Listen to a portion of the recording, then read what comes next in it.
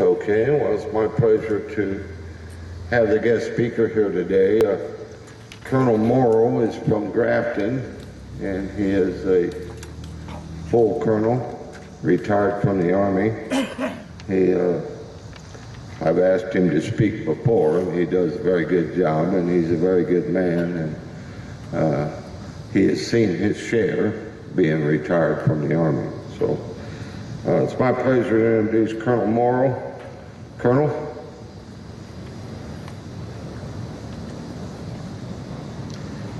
Thank you, Carl. And thank you all for coming out this afternoon to honor our Gold Star mothers and our Gold Star parents.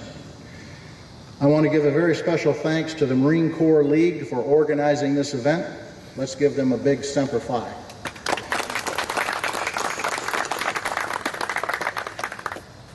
I often get asked the question, what does the Gold Star represent? Simply put, a Gold Star displayed on a service flag in the window of a home indicates that a mother's son or daughter was killed in a war or a conflict involving the armed forces of the United States. In order to better understand the significance of the Gold Star, let's take a brief look at history. Let's go back to the early days of World War I and talk about how the official service flag came into being. The service flag is an official banner authorized by the Department of Defense for display by families who have members serving in the armed forces during any period of conflict. The service flag, also called the Blue Star flag, was designed and patented by World War I Army Captain Robert Queeser of the 5th Ohio Infantry, who had 2 sons serving on the front lines. This flag and what it represented quickly caught on and became the unofficial symbol of families who had a child in the military service. You've probably seen these flags displayed in a window of a home right here in Jerseyville, where a family member is currently serving overseas in a combat zone. The flag or the banner is about 8 inches wide by 15 inches long, with a white centered field surrounded by a bold red border. In the center of the banner is a blue star. 1 blue star is displayed for each family member serving. As World War I progressed and men were killed in combat and others who were wounded died of their wounds, there came about the accepted practice of replacing the blue star with a gold star. President Wilson became part of the history when in 1918 he approved a suggestion made by the Mothers Committee of the Council of National Defenses that mothers who had lost a child serving in the war wear a gold gilt star on their black mourning armband. This practice led to the tradition of covering the blue star on the service flag with a gold star to indicate that the service member had died. During World War II, the practice of displaying the service flag became much more widespread. Most of the flags were handmade by mothers across the nation.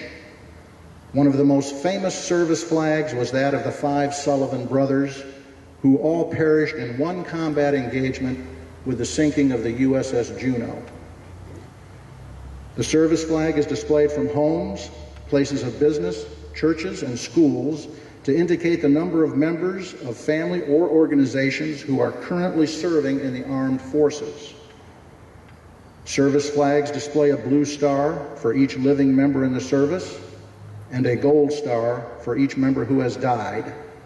Thus, the gold star and the term Gold Star Mother, as applied to mothers whose sons or daughters died in wars, continued to be used and was applied to all American military engagements after World War I.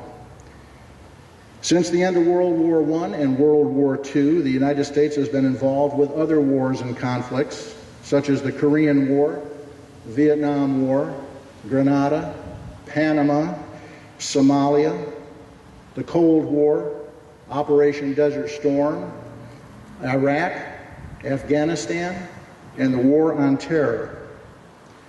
The use of the service flag has grown in popularity with the creation of civilian support groups and military family assistance programs. On June 23, 1936, the 74th United States Congress designated the last Sunday of September as Gold Star Mothers' Day. The national commemoration is an opportunity for American public to remember and honor the continued service of our Gold Star mothers. A proclamation by the President of the United States, June 23, 1936. Whereas the service rendered to the United States by the American mother is the greatest source of the country's strength and inspiration, and whereas we honor ourselves and the mothers of America when we revere and give emphasis to the home as the fountainhead of the state, and whereas the American mother is doing so much for the home, the morale, the spiritual uplift of the American people of the United States, and hence so much for good government and humanity.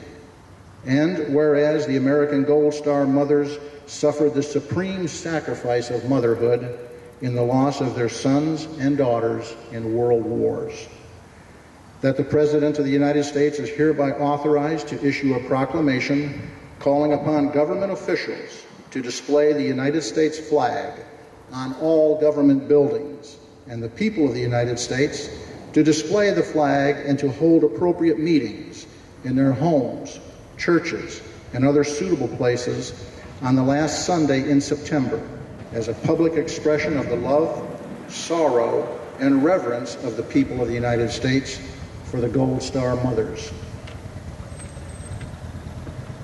Today, as in times past, we take time from our busy schedules to honor our Gold Star mothers. We are forever grateful for their sacrifice. These women have been changed forever through the loss of their sons and daughters in military service to our nation.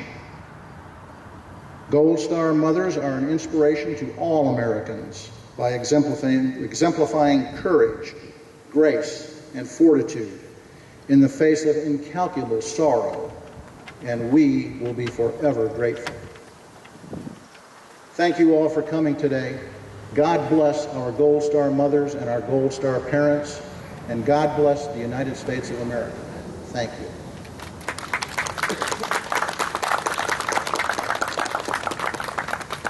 Thank you, Colonel. That was very nice.